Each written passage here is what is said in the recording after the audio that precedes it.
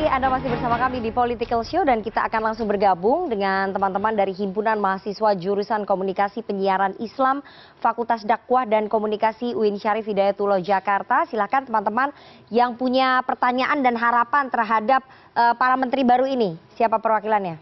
Silakan. Ya, perempuan dulu. Ladies first. Ladies first. Perkenalkan, nama saya Sarah Nahis, mahasiswi dari UIN Jakarta. Saya ingin bertanya kepada Bapak Yandri Susanto sebagai Menteri Desa dan Pembangunan Daerah Tertinggal ya.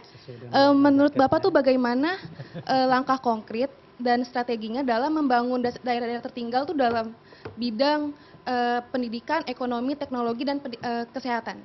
Bagaimana contoh dan implementasinya gitu di lapangan ya. Oke, satu lagi. Baik, sebelumnya perkenalkan, nama saya Muhammad Akbar Caniago, saya biasa dipanggil Bare. Saya di sini merupakan mahasiswa aktif program studi Komunikasi Penyiaran Islam semester 5 dari UIN Syarif Hidayatullah Jakarta. Ya. Pertanyaan saya untuk Bapak Immanuel Ebenezer. Iya, Pak. Iya. Jarang-jarang nih ada yang nanya sama Bang Ini pure Noel. dari saya karena enggak, Pak. Pure dari saya Pak ini, Pak. Benar. Oke, silakan. Baik, Jangan langsung terintimidasi. aja. Pertanyaan saya itu sangat banyak dari mahasiswa terutama Gen Z telah diketahui bahwasannya untuk bekerja sekarang itu Gen Z itu susah, Pak. Karena banyak banget persyaratan yang cukup sulit gitu. Mungkin dari Bapak sendiri ada nggak sih, Pak, upaya dari pemerintah untuk mendorong perusahaan agar lebih inklusif dalam menetapkan syarat rekrutmen khususnya bagi generasi Ya. Z gitu. Oke, ini menarik nih pertanyaan yang menyangkut hajat hidup Gen Pertanyaan Z nih. teknokratis langsung. Iya, Ini langsung menarik. nih, menarik nih. Saya kasih kesempatan Bang Yandri dulu deh. Ya. Apa implementasinya Siapa biar nama- Bang nama Noel tadi? memikirkan strategi. Sarah, ya saya memang sudah memetakan itu. Daerah tertinggal itu kan memang sangat menyedihkan. Ya. Misalkan listriknya nggak ada. Sementara kalau kita bedah di daerah itu ya ada air yang mengalir bagus. Kenapa nggak dibuat PLTA misalkan? Atau sinar matahari cukup, kenapa nggak buat tenaga surya? Nah itu yang mungkin memang saya lakukan. Nah kalau itu sudah ada listrik, mungkin masalah kesehatan bisa kita bangun, masalah pendidikan bisa kita bangun. Tapi kalau nggak ada listrik, nggak ada jaringan sinyal susah. Jadi kebutuhan dasar dulu yang mau kita itu kan termasuk ya sarana infrastrukturnya, masalah jembatan masih banyak yang orang nyebrang sungai. Gimana mau berpikir tentang sehat untuk sekolah aja susah, untuk belajarnya susah. Nah itu yang saya beda itu karena saya memang dari desa. Dulu saya juga waktu sekolah juga pernah nyebrang sungai. Jadi itu yang saya rasakan dan ini tantangan buat saya itu loh. Dan itu dunia saya banget gitu loh. Dan saya akan benar-benar meresapi pekerjaan saya itu untuk membahagiakan masyarakat desa, terutama desa tertinggal. Nanti ditagih ya, karena Ya. dunia saya banget kata Pak Yandri sebagai Menteri Desa dan PDT. Bang Noel, ini bisa nggak persyaratan pekerja itu lebih inklusif bagi perusahaan-perusahaan? Anda akan melakukan terobosan itu nggak? Ini suara Gen Z nih yang susah terima cari kerja. kasih. Ini menjadi concern saya soal dari dulu ya. Soal syarat bekerja gitu. Padahal terkadang perusahaan juga mensyaratkan para pelamar pekerja ini dengan ketentuan khusus ya kan. Padahal ujung-ujungnya cuma tenaga aja yang digunakan, bukan disiplin ilmunya. Nah ini akan kita menjadi bahan evaluasi kita bersama nanti. Apalagi tapi harus dipahamin kawan-kawan mahasiswa bahwa hari ini era digital. Kawan-kawan punya peluang besar dalam melakukan bisnis yang begitu bagus ya.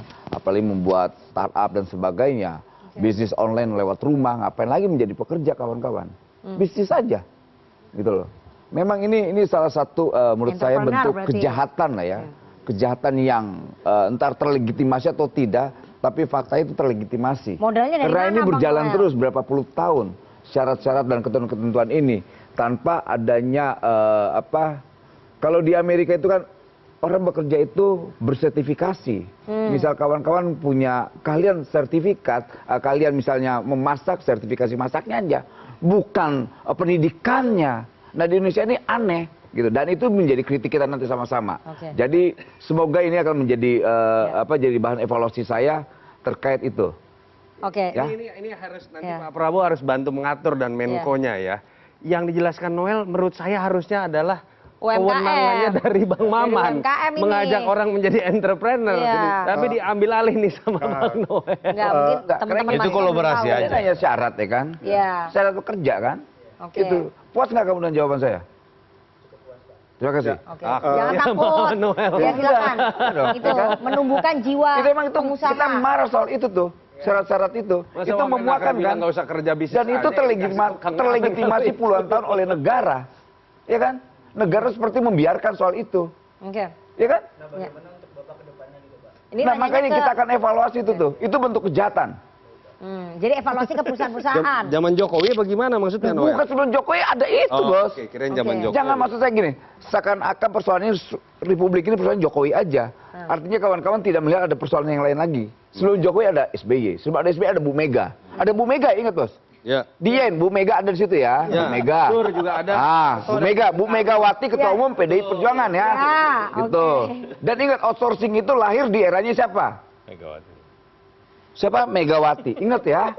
Jadi memori kawan-kawan jangan dibodoh-bodohin. Ya. Gitu. Saya masih kritis. Walaupun saya hari ini menjabat, saya tetap kritis. Oke. Saya Baik. tidak akan tergoyah pun karakter saya dengan jabatan ini. Baik. Jadi kawan-kawan jangan khawatir soal itu. Jadi akan ada evaluasi terhadap perusahaan-perusahaan itu. Ya kalau kita tutup nggak ada urusan tuh. Oke, nanti lapangan Gitu. kerja berkurang, Pak. Enggak dong, enggak ada modal era digital gini kawan-kawan bisa usaha. Kau lihat dari rumahnya, Ya, lihat ini- tempat tidur juga bisa kok. Jadi Oke. nggak harus khawatir ya kan? Iya, soal Udah nggak ada usaha. urusan dengan syarat itu. Oke, soal usaha ini UMKM nih mestinya, Ya, tapi kan nggak nah, semuanya punya modal, gini. Bang Maman. Nah ini bagus nih Dek, pertanyaan kamu ini.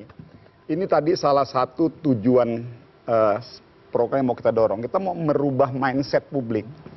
Dan terutama adik-adik kita yang muda-muda ini. Ternyata ya di Kementerian UMKM itu ada Deputi Kewirausahaan. Artinya salah satu tugas kita adalah mendorong, mengkampanyekan bagaimana adik-adik kita, itu kalau istilah saya itu UMKM goes to campus. Jadi kita mau coba merubah mindset bahwa UMKM itu tidak hanya identik dengan seakan-akan pelaku UMKM itu mereka yang golongan menengah, kesannya orang-orang yang kayak terpinggirkan segala macam. Enggak. UMKM itu di beberapa negara maju dan negara berkembang itu justru adalah salah satu solusi modernisasi untuk meningkatkan pendapatan hidup masyarakatnya. Itu ya poinnya ya, saya mau kasih itu satu ya. Artinya, terus pertanyaannya bagaimana dengan ruang-ruang kita untuk mendapatkan modal dan lain sebagainya. Alhamdulillah nih, ini tapi saya juga mau sampaikan. Memang kita dulu terjebak dengan mekanisme bank yang pada saat ingin memberikan pinjaman, si peminjamnya itu harus ada modal aset. Ya. Itu sebagai agunan. Ya. Itu yang memang menjadi barrier. Nah, ini lagi mau coba kita pelan-pelan kita evaluasi tanpa mengesampingkan aspek jaminan. Apa? Jadi sekarang itu ada dikenal namanya inovatif credit scoring. Di mana salah satu indikatornya adalah melihat behavior kalian-kalian di media sosial. Jadi tidak menutup kemungkinan kalau memang kita melihat behavior adik-adik kita termasuk dalam kategori orang yang disiplin, tidak menutup kemungkinan nanti ke depan ada kebijakan yang bisa diturunkan oleh pemerintah bersama dengan bank-bank terkait ataupun pihak-pihak peminjam modal swasta, itu bisa kita distribusikan kepada kalian. Selama kita menganggap adik-adik kita ini dia punya kemampuan disiplin dalam kehidupnya sehari-hari. Itu dulu, Gen Z juga harus disiplin. Jadi, gitu ya. jadi poinnya di situ ya. Jadi karena gini, yang bayar hutang itu bukan aset loh. Iya. Yang bayar hutang itu kalian. Iya. Kalian Jadi harus sebagai disiplin sumber daya manusia. soal Makanya keuangannya poinnya dulu ya. saya mau bilang, kalian juga harus membangun di era digitalisasi ini nilai-nilai karakter pribadi kalian agar kali ini semua bisa monitor loh sekarang. Jadi itu ya kurang lebih ya. Jadi insya Allah ruang itu akan kita buka nanti. Baik, Bang Refli, sebagai penutup Anda melihat bahwa kabinet gemoynya Prabowo Gibran ini bisa bergerak cepat nggak? Atau justru agak sedikit lambat karena birokrasinya nanti akan rumit di lapangan? Iya, tambahin sedikit soal pengangguran ya, sedikit aja. Jadi selama 10 tahun masa pemerintahan Presiden Jokowi, itu tingkat pengangguran itu tidak pernah turun melampaui RPJMN. Persentase terakhirnya menurun dari sisi persentase, tapi jumlah pengangguran meningkat. Iya. Dan ini ada tantangan karena penambahan lapangan kerja hanya bisa menyerap pertumbuhan lapangan kerja baru. Jadi problem strukturalnya tidak Diatasi. terpenuhi dalam 10 tahun masa pemerintahan Jokowi. Maksud saya gini, optimisme boleh tapi based on data lagi sekali lagi. Apa tadi pertanyaannya? Apakah kemudian kabinet gemoy, kabinet besarnya Pak Prabowo ini bisa bergerak cepat atau justru akan terbentur dengan birokrasi-birokrasi yang rumit? Jadi begini, 3 saja. Jadi yang belum punya kantor itu selesaikan dulu kantornya di mana, Oke. kemudian pegawainya di mana, kan begitu.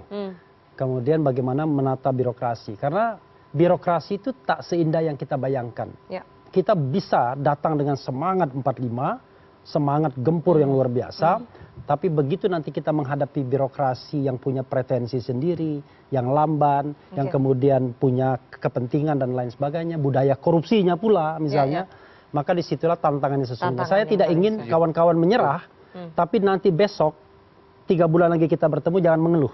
Soal birokrasi yang rumit itu ya. Oke, Jangan mengeluh. Mas Toto melihat kabinet yang besar ini, apakah kemudian akan bertahan lama atau Pak Prabowo akan menyadari bahwa ini terlalu besar nih, kita harus lebih merampingkan kabinet nanti? Saya nggak mau masuk dalam perdebatan misalnya dikotomi profesional, parpol, Iya, jumlah pertanyaan mana nanti kabinet densus gemuk, terus. jumlah kabinet ramping, atau kemudian misalnya terkait dengan akan diubah lagi atau tidak. Saya cuma ingin ada kejujuran dari Presiden Prabowo yang selalu disebut lebih genuine kalau oleh para pendukungnya. Ini bahasanya Andre Rosiade dari dulu dibandingkan Pak Jokowi misalnya. Aku ini politik akomodatif, tapi dalam mengevaluasi saya berbasiskan kinerja. Akui juga ini gemuk. Ada konsekuensi. Perubahan nomenklatur sudah pasti akan memakan waktu lebih lama. Dengan berbagai macam turunan sampai kop surat, stempel, biaya yang akan keluar, dan lain-lain. Artinya kalau kejujuran itu disampaikan kepada publik sebagai awal mula dari komunikasi presiden terpilih, menurut saya trust itu akan dimulai juga dengan kejujuran. Kalau harapan itu hanya dibangun oleh narasi yang meledak-ledak, orasi yang meledak-ledak, tapi kemudian pada skala teknis sangat mudah terjadi gap, itu akan jadi bumerang buat Pak Prabowo sendiri. Ingat pelajaran dari Pak Jokowi. Bulan madu itu pesta rakyat Pak Jokowi 2014 jauh lebih besar dibanding kemarin. Jumlah massa yang datang. Tapi ketika kebijakan pertama yang diambil adalah pencabutan subsidi BBM, kepuasan publik dari 70%, ingat saat itu langsung turun di bawah 60%. Artinya apa? Publik akan berpesta demokrasi hari ini, kemarin, besok dia mulai lapar lagi. Mulai mencari pekerjaan lagi. Pada titik itulah menurut saya kejujuran akan menjadi sebuah awal mulai yang baik buat Pak Prabowo terus mendapatkan trust ketika bekerja ke depan dengan ambisi yang bahkan jauh lebih besar dibanding Presiden Jokowi. Oke, kita harus jeda terlebih dahulu. Jangan kemana-mana, tetap bersama kami di Political Show.